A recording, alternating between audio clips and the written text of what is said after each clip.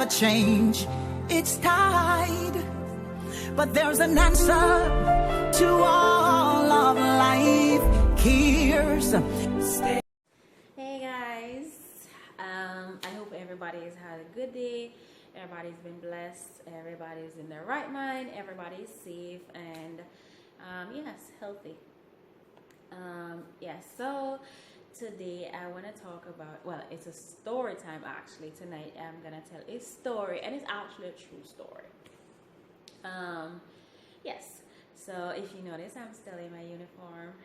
I just got home from work and I decided that I'm gonna do a story because if I took my clothes off or stuff like that, then I would not be in the mood to do anything again, and so that's been my problem. So I get lazy and I don't feel like doing a video after that.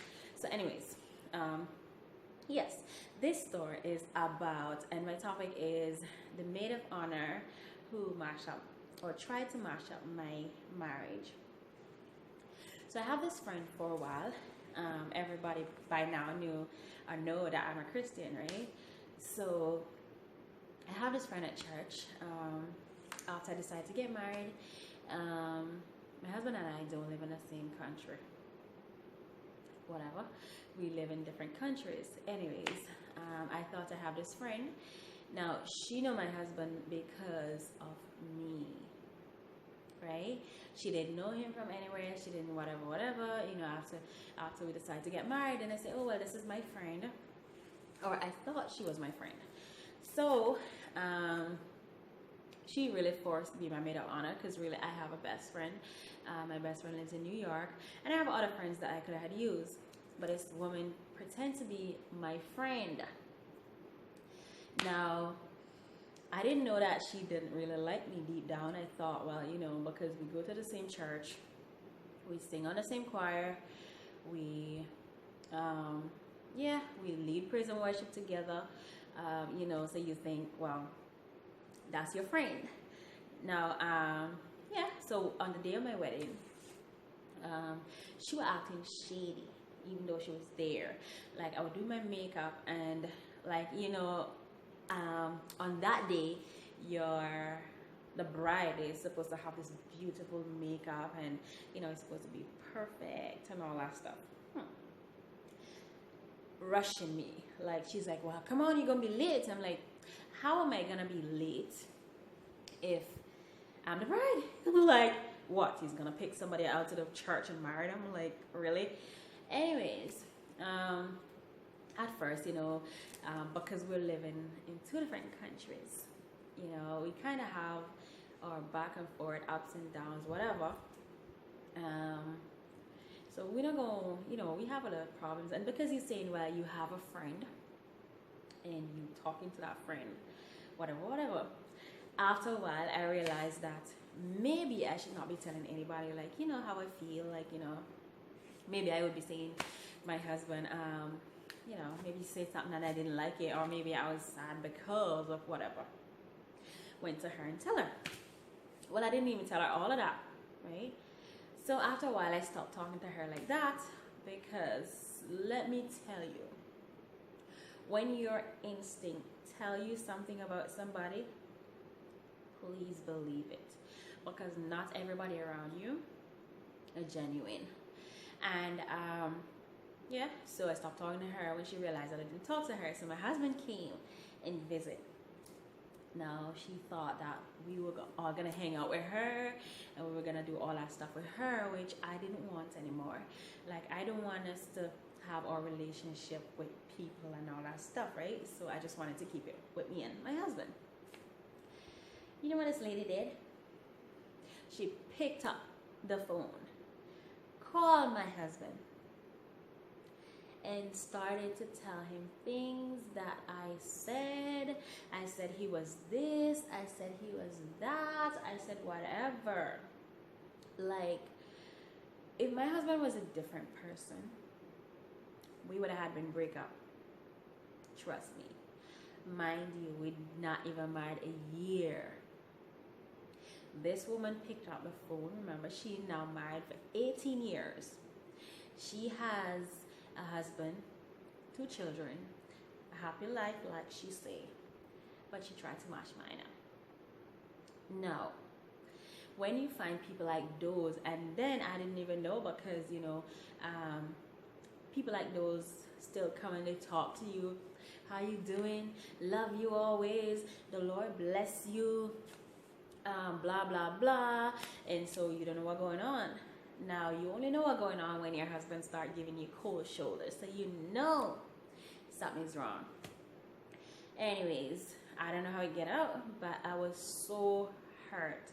Like, this lady can pick up the phone. She not friends with my husband before. She don't know him from nowhere. She know him because of me. And she could pick up the phone, call my husband to tell him things that I said to mash us up, and even made up stories. You see, the moral of this story is, when you have people in your life, be careful. Be careful of the people that you let in your life. Be careful of the people that come and say, oh, I'm your friend. Be careful of the people that you tell certain things about your life. If you have stuff that you don't want nobody to know, if you have stuff that you think that will be detrimental to your relationship, friendship, whatever, keep that to yourself. Because you really cannot tell a person's intention unless that person show it. And people who are not genuine, they can pretend only for a little bit, but they can't pretend forever. And that's the good thing about life, is like, you will have people around you and you will trust them, but you know what, there are signs. So the good thing about life is that there are signs that if you see them, and you should pick them up from early. Like, you can detect when somebody is really not genuine. I mean, I've had so many friends that I've lost during this year, because when you get a new car, or when you get position in work or church or wherever, people starts to kind of drift away from you, and you realize that. So those people were never your friends, and people are around you for different reasons. So yes, like I was telling you about this lady, I don't know what her problem was. She was way older than me. I always think that I'm always so genuinely happy for her, like, well, not really going in her life, and I understand that too. But for you to come and go to my husband that you don't know and tell him things about me that, could make us break up, that just means you want to mash us up. That means you were never happy for me in the first place. That means homegirl was just riding this train to get whatever she wouldn't get. But I'm glad she did what she did, because you know what, it could have been worse. I know now to just leave people as is. You have good friends, and you know what, it is sad that I'm gonna say this, but I've had friends who have never been in church, who are genuine, not people that I've met in church.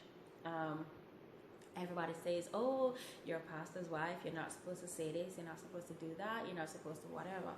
But I have met genuine friends. I've had friends, I have friends at work. I have my friend in New York, and I have friends even in Jamaica that, they don't go to church, they're not in church, but they are genuine people. And it is so bad that you go to church, everybody's saying, oh, I'm a Christian, Lord this, the Lord that, the Lord whatever. But when it comes to the person, because sometimes if you're going to say you love me, you're going to say you love God, really, who you cannot see, but you don't love me, that don't make no sense. If you're going to say, you worship God and you respect him, but you don't respect me, who you can see, because it don't make no sense. You can respect and love who you cannot see, but you cannot respect the one that you can see. Moral of my story is, don't give information to people that you cannot deal with the consequences when they let it out. And that's my story. Thanks for watching. I hope this is a lesson to somebody. Don't forget to like and subscribe to my channel. I will come with more stories, but that was the only one I wanted to share tonight. Like I thought, you know what? Let me tell somebody this story. All right. So, like I always say, if you can't do good, do no bad. If you can't speak anything good, speak nothing at all. Have a good night, day, whenever you watch this. God bless.